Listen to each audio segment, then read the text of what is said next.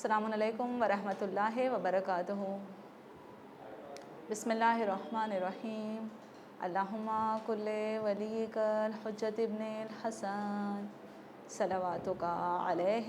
وعلی آبائہ فی ہذہ الساعۃ وفی کل ساعۃ ولیٰ وحافظا وقائدا وناصرا ودلیلا وعینا حتی تسکنہ ارضک طوعا وتمتعہ فیہا طویلا۔ رب اشرح لی صدری ویسر لی امری واحلل عقدۃ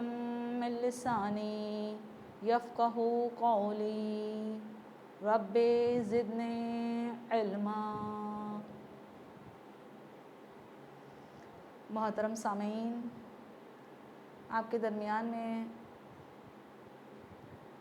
جو میں بتانے کے لیے آئی ہوئی ہوں وہ نہج البلاغہ سے مولا کائنات حضرت علی ابن ابی طالب علیہ السلام کے حکیمانہ اقوال ہے کہ مولا نے کچھ ایسی باتیں تحریر کی ہیں، بتائی ہیں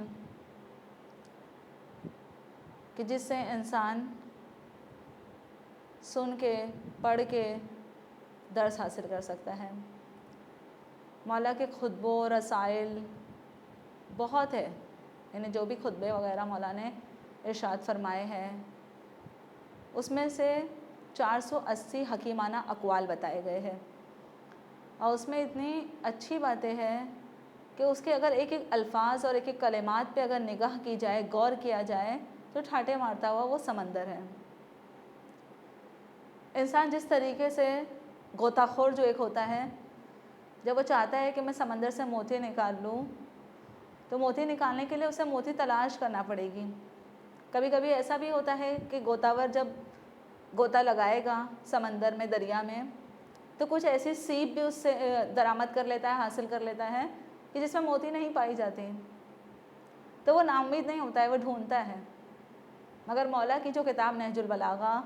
جس کو سید رضی نے تالیف کی ہے، یہ ایسا سمندر ہے ٹھاٹے مارتے ہو عزیزوں کہ اس کا ہر لفظ ہمارے لیے بہت ہی زیادہ اثر رکھتا ہے اور ہمارے لیے مؤثر ہونے والا ہے۔ یعنی اگر انسان اسے قبول کر لے، اس پہ عمل پیرا ہو جائے تو انسان اپنی زندگی اور آخرت دونوں بنا لے گا۔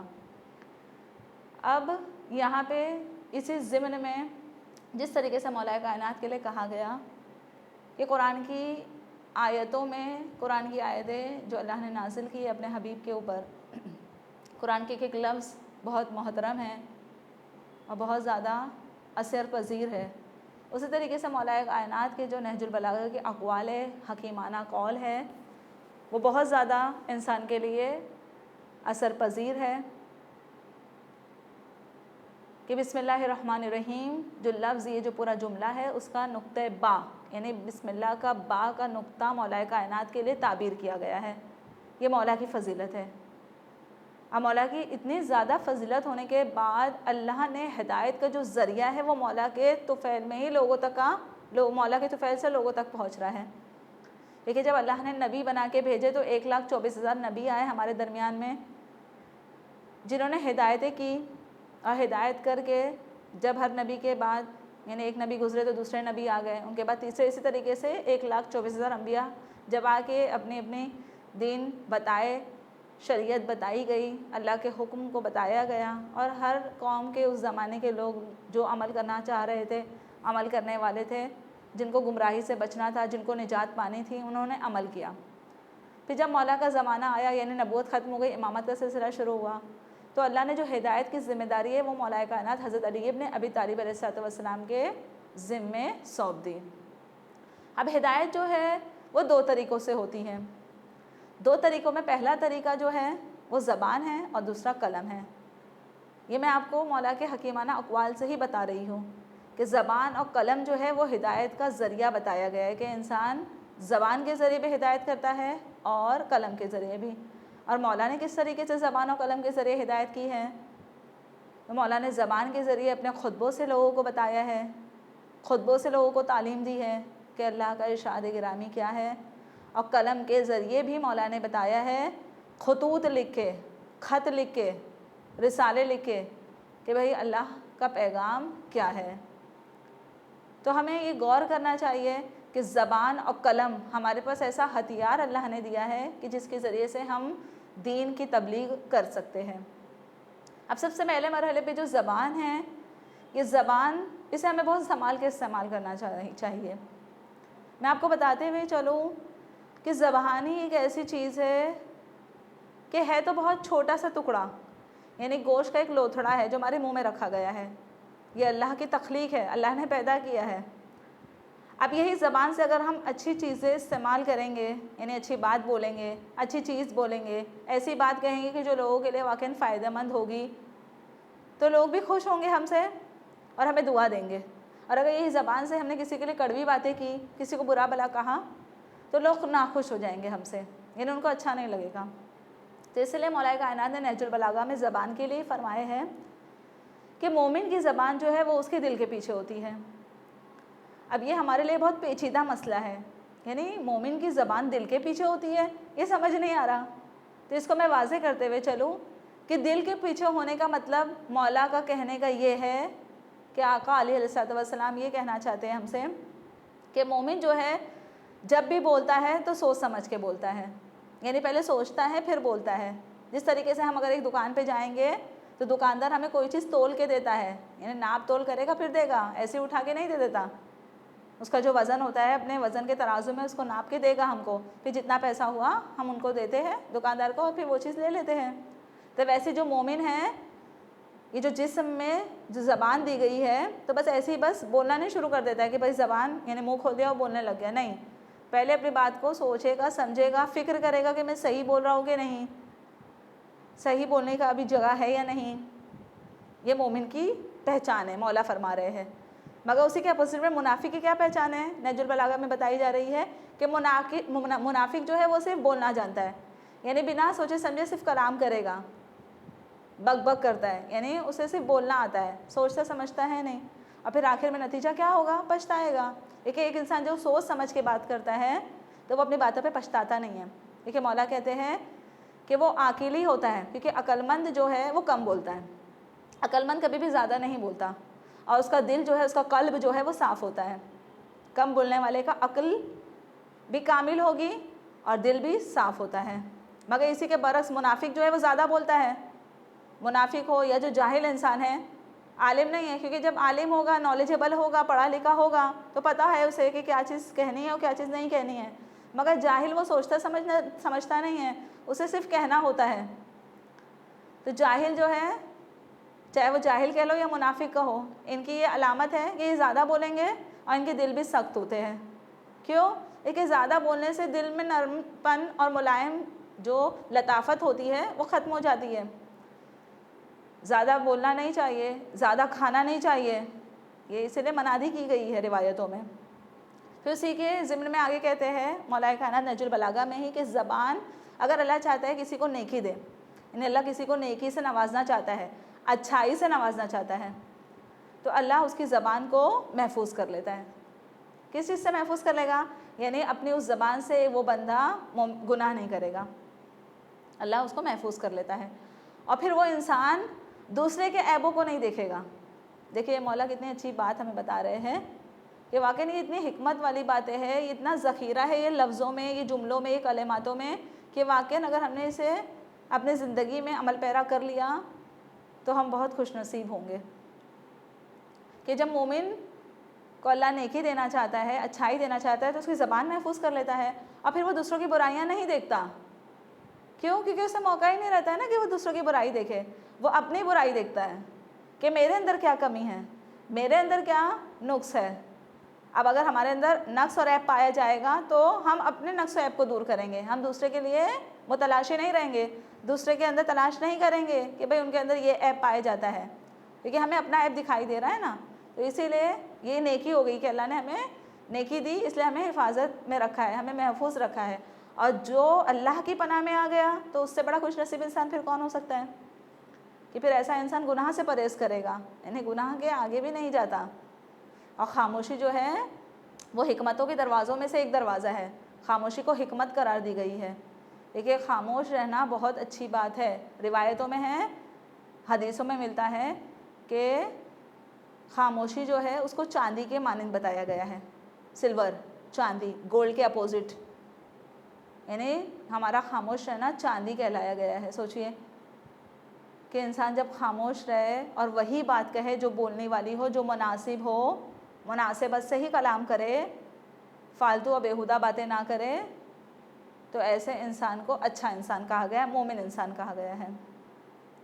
ابھی یہ بھی ملتا ہے، روایتوں میں ہے کہ جب صبح ہوتی ہے، یعنی سحر جب ہوگی، دن ابھی چڑھا ہے، اب جب دن نکل کے سورج نکل چکا ہے، اب جب رات ہونے سے پہلے تک کا، اب یہی صبح میں ہی جتنے تمام اعضائے بدن ہیں انسان کی، یہ زبان سے پناہ مانگتے ہیں۔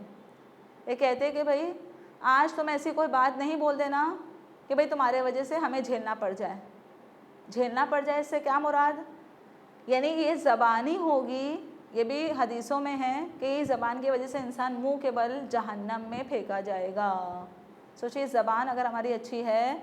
اور اچھی باتیں اور حکمتیں والی باتیں کہتی ہے تو ہم جنت میں جا سکتے ہیں، اور اگر زبان بری ہے تو یہی زبان ہم کو منہ کے بل جہنم میں بھی لے کے جائے گی۔ اسی لیے اعضاء و جوارح جو ہمارے بدن کے ہے وہ صبح میں ہی پناہ مانگ لیتے ہیں اس زبان سے کہ بھئی سوچ سمجھ کے بولنا اگر آج تم گویا ہوگی تو،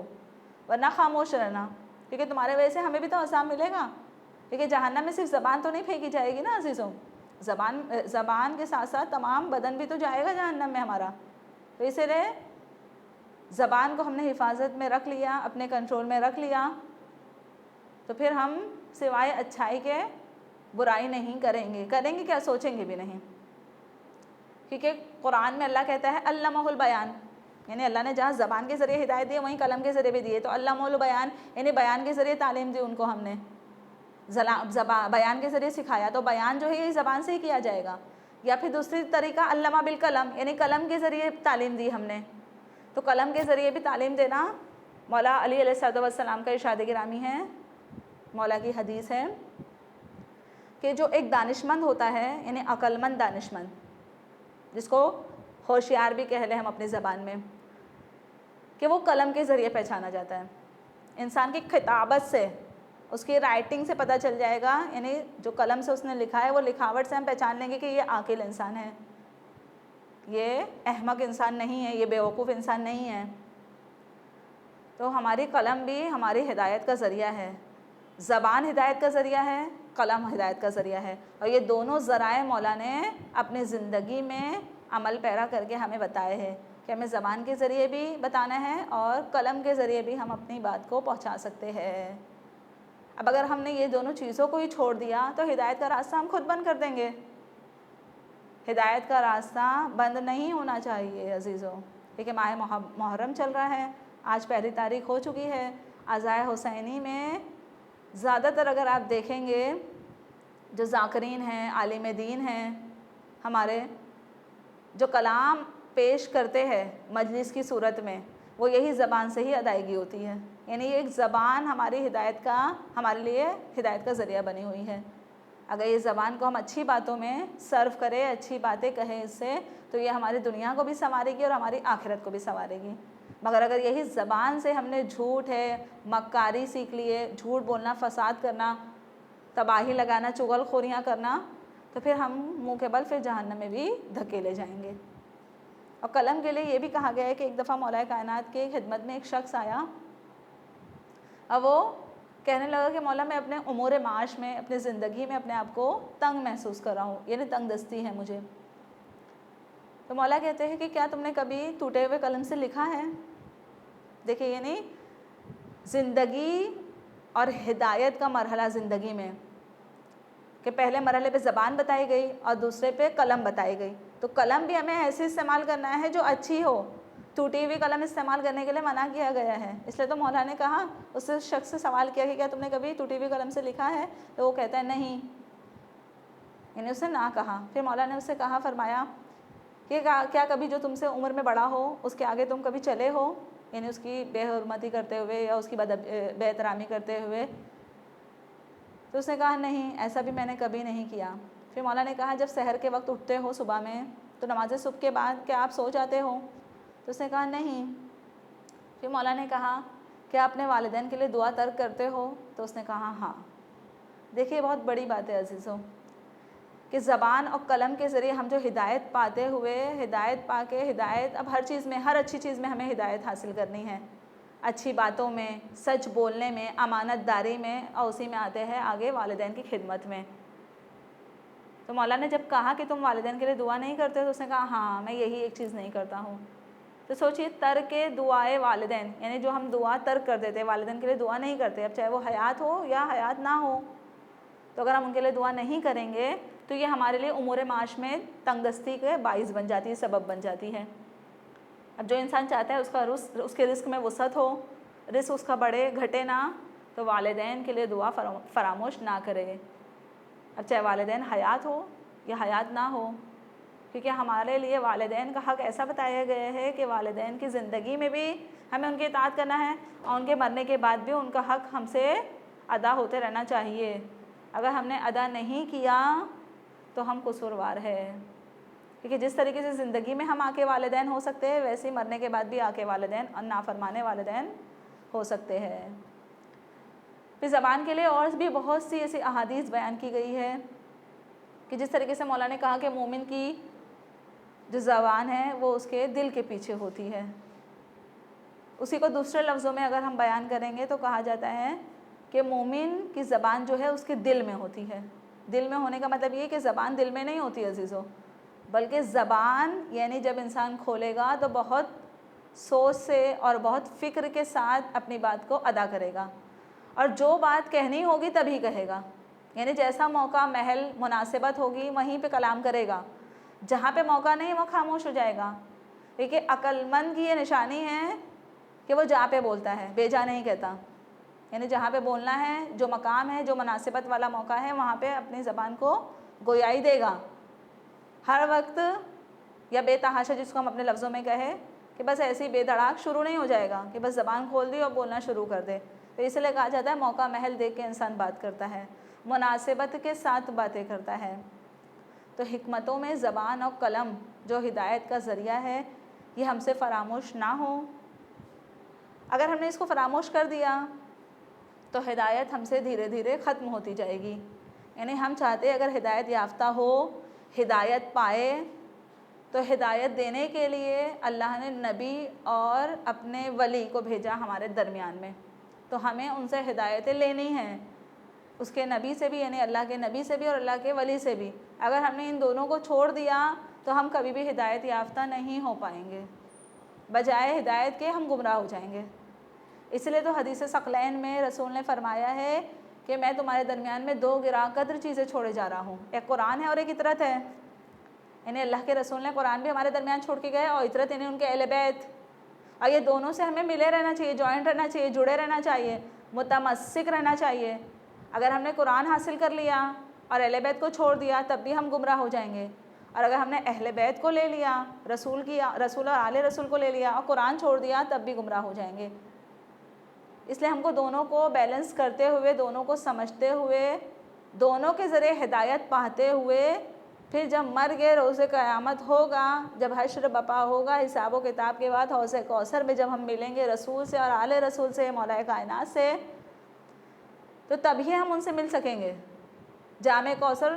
ان کے دست مبارک سے تبھی پی سکتے ہیں جب ہدایت یہاں پہ دنیا میں حاصل کی ہو صحیح طریقے سے، یعنی قرآن و اطرت کے ساتھ،